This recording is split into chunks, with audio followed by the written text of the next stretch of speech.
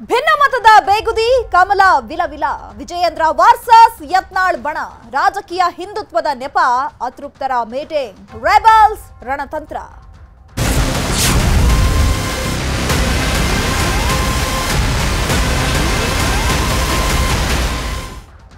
ರಾಜ್ಯ ಬಿಜೆಪಿಯಲ್ಲಿ ಅದೇ ರಾಗ ಅದೇ ಹಾಡು ಅನ್ನುವಂತ ಪರಿಸ್ಥಿತಿ ನಿರ್ಮಾಣ ಆಗ್ತಾನೆ ಹೋಗ್ತಾ ಇದೆ.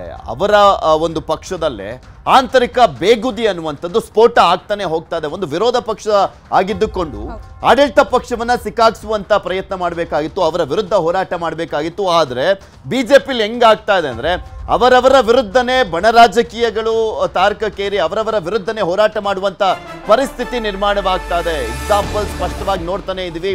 ಪದೇ ಪದೇ ಸಭೆಗಳನ್ನ ಮಾಡಲಾಗ್ತಾ ಇದೆ, ಅಸಮಾಧಾನವನ್ನ ವ್ಯಕ್ತಪಡಿಸಲಾಗ್ತಾ ಇದೆ. ಅಸಮಾಧಾನಿತರ ರೆಬಲ್ ನಡೆಗಳನ್ನ ಗಮನಿಸ್ತಾ ಇದ್ದೀರಾ. ಯತ್ನಾಳ್ ನೇತೃತ್ವದಲ್ಲಿ ರಾಜ್ಯ ಬಿಜೆಪಿಯಲ್ಲಿ ಬಣ ರಾಜಕೀಯ ಜೋರಾಗ್ತಾ ಇರುವಂಥದ್ದು. ಹಿಂದುತ್ವದ ಹೆಸರಿನಲ್ಲಿ ಯತ್ನಾಳ್ ಪ್ರತ್ಯೇಕ ಮೀಟಿಂಗ್ ಅನ್ನ ಮಾಡ್ತಾನೆ ಇದ್ದಾರೆ. ಹಿಂದುತ್ವ ಹೆಸರಿನಲ್ಲಿ ಸಭೆ ಆದ್ರೆ ಬೇರದ್ದೇ ಲೆಕ್ಕಾಚಾರ ಇಲ್ಲಿ ಇರುವಂಥದ್ದು. ವಿಜೇಂದ್ರ ನಾಯಕತ್ವಕ್ಕೆ ಯತ್ನಾಳ್ ಈಗ ಆಲ್ರೆಡಿ ಅಸಮಾಧಾನ ವ್ಯಕ್ತಪಡಿಸ್ತಾನೆ ಇದ್ದಾರೆ.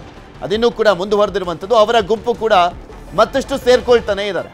ಹಿಂದೆ ನಾವು ಬರೀ ಒಬ್ಬರೇ ಯತ್ನಾಳ್ ಮಾತ್ರ ಇದ್ರು ಲೋಕಸಭೆ ಎಲೆಕ್ಷನ್ವರೆಗೂ, ಅವ್ರು ಮಾತ್ರ ಯಡಿಯೂರಪ್ಪ ಮತ್ತು ಅವರ ಫ್ಯಾಮಿಲಿ ವಿರುದ್ಧ ಆಕ್ರೋಶ ವ್ಯಕ್ತಪಡಿಸ್ತಾ ಇದ್ರು. ಅದಾದ್ಮೇಲೆ ರಮೇಶ್ ಜಾರಕಿಹೊಳಿ ಜಾಯ್ನ್ ಆದ್ರು, ಅರವಿಂದ ಲಿಂಬಾವಳಿ ಜಾಯ್ನ್ ಆದ್ರು, ಕುಮಾರ್ ಬಂಗಾರಪ್ಪ, ಪ್ರತಾಪ್ ಸಿಂಹ, ಬಿ.ಪಿ. ಹರೀಶ್, ಈಗ ಜಿ.ಎಂ. ಸಿದ್ದೇಶ್ವರ್, ಇವರೆಲ್ಲರೂ ಕೂಡ ಒಂದು ಸಭೆಯನ್ನ ಮಾಡ್ತಾ ಯಾವ ರೀತಿಯಾಗಿ ನಾಯಕತ್ವಕ್ಕೆ ಕೊಕ್ಕೆ ಹಾಕುವಂತ ನಿಟ್ಟಿನಲ್ಲಿ ನಾವು ಪ್ರೆಷರ್ ಅನ್ನ ಹಾಕಬೇಕು ಹೈಕಮಾಂಡ್ ಲೆವೆಲ್ನಲ್ಲಿ ಅನ್ನುವಂಥದ್ರ ಬಗ್ಗೆ ಚರ್ಚೆಯನ್ನ ಮಾಡಲಾಗ್ತಾ ಇದೆ. ನಾನು ನಿನ್ನೆ ಒಂದು ಡಿಜಿಟಲ್ ಲೈವ್ ಮಾಡ್ತಾ ಇದ್ದೆ ಛತ್ರ. ಇಲ್ಲಿ ಡಿಸೆಂಬರ್ ಗುಮ್ಮ ರಾಜ್ಯ ರಾಜಕಾರಣದಲ್ಲಿ ಅಂತ. ಯಾಕೆಂದ್ರೆ ಇಲ್ಲಿ ಡಿಸೆಂಬರ್ಗೆ ಸಿದ್ದರಾಮಯ್ಯನವರ ಒಂದು ವರದಿ ಬರಲಿದೆ. 3 ತಿಂಗಳ ಕಾಲಾವಕಾಶ ಕೊಟ್ಟಿರುವಂತಹ ಹಿನ್ನೆಲೆಯಲ್ಲಿ ಲೋಕಾಯುಕ್ತ ಒಂದು ರಿಪೋರ್ಟ್ ಅನ್ನ ಕೊಡಲಿದೆ. ಅದೇ ರೀತಿಯಾಗಿ ನವೆಂಬರ್ 15ಕ್ಕೆ ರಾಜ್ಯಾಧ್ಯಕ್ಷರಾಗಿ ವಿಜೇಂದ್ರ ಅವರು 1 ವರ್ಷ ಆಗುತ್ತೆ. ಈ ಸಂದರ್ಭದಲ್ಲಿ ಬಿಜೆಪಿ ರಾಷ್ಟ್ರೀಯ ಅಧ್ಯಕ್ಷರನ್ನ ಕೂಡ ನೇಮಕ ಮಾಡಲಾಗುತ್ತೆ. ಆ ಪ್ರೋಸೆಸ್ ನಡೀತಾ ಇದೆ. ಬಿಜೆಪಿ ರಾಷ್ಟ್ರಾಧ್ಯಕ್ಷರನ್ನ ನೇಮಕ ಮಾಡುವಂತ ಸಂದರ್ಭದಲ್ಲಿ ಹೆಚ್ಚಿನದಾಗಿ ಪ್ರೆಷರ್ ಅನ್ನ ಹಾಕಿ ವಿಜೇಂದ್ರ ಅವರನ್ನ ತೆಗೆಸುವಂತ ನಿಟ್ಟಿನಲ್ಲಿ ಪ್ಲಾನ್ ಮಾಡಲಾಗ್ತಾ ಇದೆ ಅಂತ ಹೇಳಲಾಗ್ತಾ ಇರುವಂಥದ್ದು. ಅದರ ಮುಂದುವರೆದ ಭಾಗವಾಗಿ ಈ ರೀತಿಯಾದಂಥ ಸಭೆ ಆಗ್ತಾ ಇದೆಯಾ ಅನ್ನುವಂಥ ಪ್ರಶ್ನೆಗಳು ಎದ್ದಿದೆ.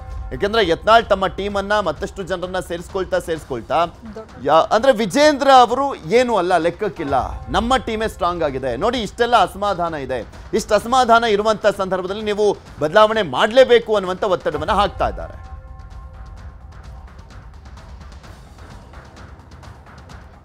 ಏನೋ ಇದೇ ವಿಚಾರಕ್ಕೆ ಸಂಬಂಧಪಟ್ಟಂತೆ ಬಿಜೆಪಿ ಶಾಸಕ ಯತ್ನಾಳ್ ಅವರನ್ನ ನಮ್ಮ ಪ್ರತಿನಿಧಿ ಸಂಜಯ್ ಮಾತನಾಡಿಸಿದ್ದಾರೆ. ಏನ್ ಮಾತನಾಡಿದ್ದಾರೆ ಬರೀ ನೋಡೋಣ. ರೆಬಲ್ಸ್ ನಾಯಕರು ಏನು ಬೆಳಗಾವಿಯಲ್ಲಿ ಸಭೆ ಸೇರಿದ್ರು, ಅದಾದ ಬಳಿಕ ಮತ್ತೆ ಈಗ ಎಲ್ಲರೂ ಕೂಡ ದಾವಣಗೆರೆ JMIT ಗೆಸ್ಟ್ ಹೌಸ್ಗೆ ಸೇರಿದ್ದಾರೆ. ಈಗ ಸದ್ಯ ಈಗ ಬಸವನಗೌಡ ಪಾಟೀಲ್ ಯತ್ನಾಳ್ ಅವರು ನಮ್ಮ ಜೊತೆಗೆ ಇದ್ದಾರೆ, ಅವ್ರನ್ನೇ ಮಾತಾಡ್ಸೋಣ. ಸರ್, ಈಗ ಬೆಳಗಾವಿಯಲ್ಲಿ ಒಂದು ಸಭೆ ಸೇರಿರ್ತಾವೆಲ್ಲ ಅಸಮಾಧಾನಿತರು, ಇವತ್ತು ದಾವಣಗೆರೆಯಲ್ಲಿ ಸೇರ್ತಾ ಇದ್ದಾರೆ, ಏನಕ್ಕೆ ಸರ್? ಇಲ್ಲಿ ಈಗ ಆ ರೀತಿ ಏನು ಸೇರ್ತಾ ಇಲ್ಲ. ಬೆಳಗಾವಿ ಆದಮೇಲೆ ರಾಷ್ಟ್ರೀಯ ಸ್ವಯಂಸೇವಕ ಸಂಘದ ಪರಿವಾರದ ಒಂದು ಸಭೆ ಆಗಿದೆ. ಅಲ್ಲಿ ಎಲ್ಲ ಹೇಳಿದ್ದೀವಿ, ಪದೇ ಪದೇ ಮತ್ತೆ ಅದನ್ನು ಹೇಳೋ ಅವಶ್ಯಕತೆ ಇಲ್ಲ. ಈಗ ಏನೇ ನಿರ್ಣಯ ಮಾಡೋದಿದ್ರೆ ಮುಂದಿನ ದಿನಗಳಲ್ಲಿ ಮತ್ತೆ ನಿಮ್ಮ ಮುಂದೆ ಬರ್ತೀವಿ, ಹೇಳ್ತೀವಿ, ನಾವು ಏನು ಮಾಡ್ತೀವಿ. ನಿಮ್ಮದು ಒಂದೇ ಅಜೆಂಡಾ ಇವಾಗ, ಅಂದರೆ ರಾಜ್ಯಾಧ್ಯಕ್ಷರ ಬದಲಾವಣೆ ಆಗಬೇಕು ಅಂತ ಹೇಳಿ ಒಂದು ಅಜೆಂಡಾ. ಅದೇನು ಅಜೆಂಡಾ ನಮ್ಮ ಪಕ್ಷದ ಮುಖಂಡರಿಗೆ ತಿಳಿಸೋ ಕೆಲಸ ಮಾಡೀವಿ. ಇನ್ನು ಪಕ್ಷದ ತೀರ್ಮಾನ ಏನು ಆಗ್ತದೆ ಅದನ್ನು ನೋಡ್ತೀವಿ ಅಷ್ಟೇ, ಕಾಯ್ದು ನೋಡ್ತಟ್ಟೆ. ಈಗೇನು ಯಾವ ಅತೃಪ್ತರ ಸಭೆ ಇಲ್ಲ, ಇದೇನು ಕೂಡ್ತಾ ಇಲ್ಲ. ನಾವು ಕೂಡ್ತಾ ಇರೋದು ಮನೆ ದಾವಣಗೆರೆಯಲ್ಲಿ ಏನು ಗಣೇಶೋತ್ಸವದಲ್ಲಿ ಏನು ಒಂದು ದೊಡ್ಡ ಘಟನೆ ಆಗಿದೆ ಮತ್ತು ದೇಶದ್ರೋಹಿಗಳು ಟಾರ್ಗೆಟ್ ಮಾಡ್ತಾ ಇದ್ದಾರೆ ಹಿಂದೂ ನಾಯಕರನ್ನ, ಹಿಂದೂ ಕಾರ್ಯಕರ್ತ. ಅದ್ರ ಬಗ್ಗೆ ಪತ್ರಿಕಾ ಗೋಷ್ಠಿ ಇವತ್ತು ಕರೆದಿದ್ದು. ಸಾಯಂಕಾಲ ಹರಿಹರದಲ್ಲಿ ಗಣೇಶೋತ್ಸವದ ಕಾರ್ಯಕ್ರಮ ಇದೆ, ಅಲ್ಲಿ ಭಾಗವಹಿಸೋದು. ಇದನ್ನು ಬಿಟ್ಟರೆ ಪಕ್ಷದ ಯಾವುದೇ ಚರ್ಚೆ ಇಲ್ಲಿ ಮಾಡೋದಿಲ್ಲ. ನಾವು ಏನಿದ್ರು ಮನೆ ದಾವಣಗೆರೆ ಘಟನೆ ಬಗ್ಗೆ ಇಲ್ಲಿ ಜನರ ಒಂದು ಭಾವನೆ ತಿಳ್ಕೊಂಡು, ಯಾಕಂದರೆ ಯಾರೂ ಬಂದಿಲ್ಲ, ನಮ್ಮ ನಾಯಕರು BJP ಮಹಾನ್ ನಾಯಕರುಗಳು ಯಾರೂ ಬಂದಿಲ್ಲ. ಅವ್ರಿಗೆ ಗಣಪತಿಯದು ಬೇಕಾಗಿಲ್ಲ, ಅವ್ರಿಗೆ ಬೇಕಾಗಿದ್ದು ಮುಖ್ಯಮಂತ್ರಿ ಗಾದಿ ಅಷ್ಟೇ. ಹಿಂದುತ್ವ ಬೇಕಾಗಿಲ್ಲ, ಗಣಪತಿ ಬೇಕಾಗಿಲ್ಲ, ಏನೂ ಇಲ್ಲ ಅಷ್ಟೇ. ಅದ್ರ ಸಲುವಾಗಿಯೇ ನಾವು ಇಲ್ಲಿ ಬಂದಿದ್ದೀವಿ. ಅಂದರೆ ಈಗ RSS ನಾಯಕರು ಕಳೆದ ವಾರ ತಮ್ಮನ್ನೆಲ್ಲ ಕರೆದು ಒಂದು ಸಭೆ ಮಾಡಿದರು, ಆದರೆ ಇನ್ನೂ ಕೂಡ ಮುನಿಸ್ ತಣ್ಣಗಾಗಿಲ್ಲ ಅನಿಸುತ್ತೆ ರೆಬಲ್ಸ್ ನಾಯಕರದು. ಇಲ್ಲ, ಈಗ ಅವರು ಸಭೆ ಮಾಡಿದ್ಮೇಲೆ ಅಲ್ಲಿ ಏನೇನಾಗ ಆಗಿದೆ ಅನ್ನೋಂಥದ್ದು ಮಾಹಿತಿ ಕೇಂದ್ರದ ಕೊಡ್ತೀನಿ ಅಂತ ಹೇಳ್ಯಾರ. ಅಲ್ಲಿದು ಏನು ಬರ್ತದ ಉತ್ತರ ಅಲ್ಲಿದಿಂದ ಮುಂದೆ ನಮ್ಮದು, ಅಲ್ಲಿ ತನಕ ಯಾವ ಚಟುವಟಿಕೆ ಇಲ್ಲ, ಏನೂ ಇಲ್ಲ. ಈಶ್ವರಪ್ಪರು ಕೂಡ ಮುಖ್ಯಮಂತ್ರಿ ಆಗಬೇಕು ಅಂತ ಹೇಳಿದ್ರಿ ಮೊನ್ನೆ. ಏನು ತಪ್ಪೇನ್ರಿ?